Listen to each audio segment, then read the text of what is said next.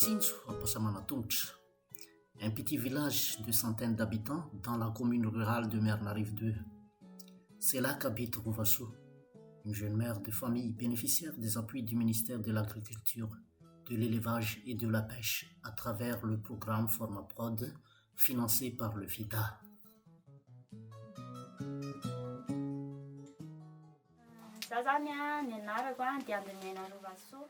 Je m'appelle Rouvassou. J'ai arrêté mes études en classe de 5e. Et puisque j'étais sans emploi, j'étais contrainte de rester chez mes parents. Je les aidais dans les tâches quotidiennes. Ma situation était très inconfortable car je dépendais entièrement d'eux. Je voulais tellement que cela change.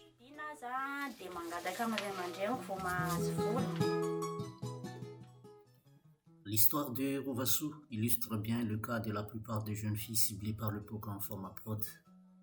Elle n'avait ni diplôme ni qualification pour un métier. Elle n'avait pas de revenus car personne ne voulait l'embaucher. Quand elle a appris l'opportunité de formation offerte aux jeunes par Formaprod, elle s'est inscrite immédiatement. Avec ses amis du village, elle a suivi une formation de 3 mois en fabrication de fils et tissage de soie le 11 septembre 2017. À la fin de la formation, elle a reçu le kit de démarrage composé de marmites, de savon et cocons de soie, ce qui a marqué le lancement de son activité.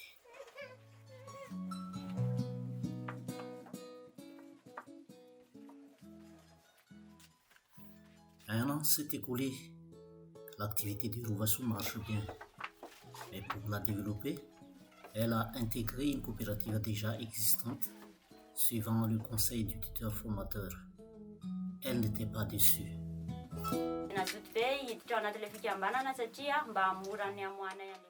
J'étais très motivée à l'idée de rejoindre la coopérative dans le but de faciliter la commercialisation de mes produits. Mais une fois dedans, d'autres avantages se sont offerts à nous. À part le fil que nous faisons couramment, nous avons appris à fabriquer du lin et du chapeau en soie. Et depuis, nous étions déportés de commandes.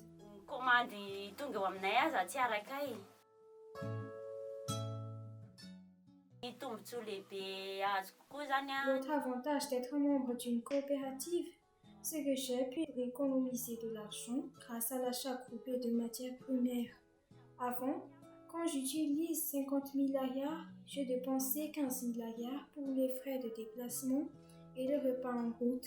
Il ne reste que 35 000 milliards pour les intrants. Alors que dans la coopérative, les dépenses de chaque membre ne dépassent pas les 5 000 milliards, car on voit une seule personne faire tout l'achat. Cela me permet d'investir 45 000 milliards dans les matières premières. Je peux donc produire plus.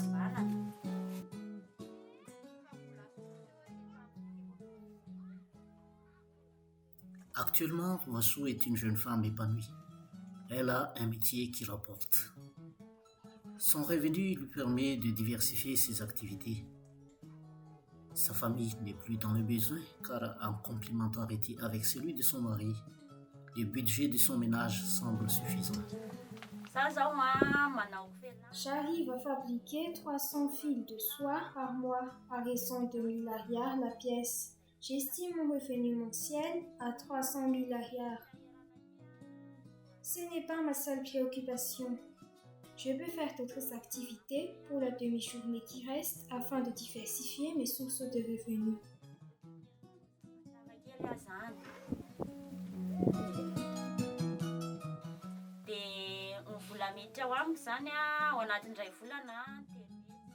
J'ai ouvert ce petit commerce afin d'aider les voisins. Cela me rapporte un bénéfice de 60 000 milliards par semaine. Je paie régulièrement les collages de mon enfant et je peux faire de l'épargne que j'investis dans l'élevage de porcs et dans l'agriculture.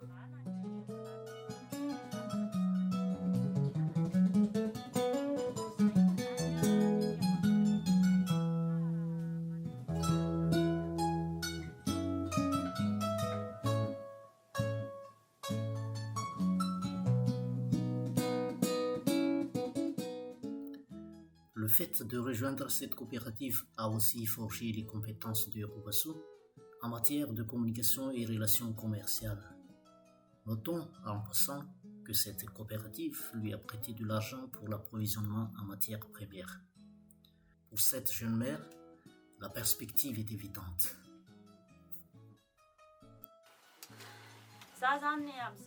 Actuellement, je suis financièrement autonome, mais je ne vais pas rester là. Je vais investir dans les matériels afin d'agrandir mon atelier. Mon objectif, c'est de bâtir ma propre entreprise et venir en aide aux jeunes sans emploi en les recrutant. Depuis 2014, le programme FormaProd a mis le paquet pour former et installer des milliers de jeunes à travers le pays. Mais le grand défi consiste à trouver la bonne stratégie qui leur permettrait de poursuivre et développer leur activité aussi longtemps que possible. Comme ce qu'a fait ce tuteur sexagénaire.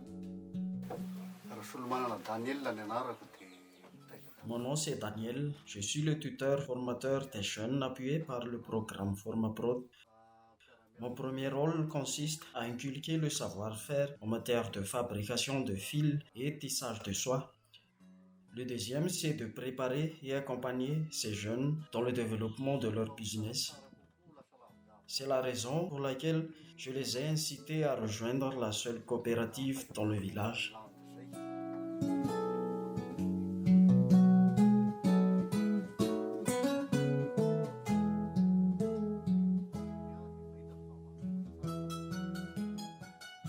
À elle seule, Rouvassou aurait du mal à trouver preneur pour ses produits en dehors de son village.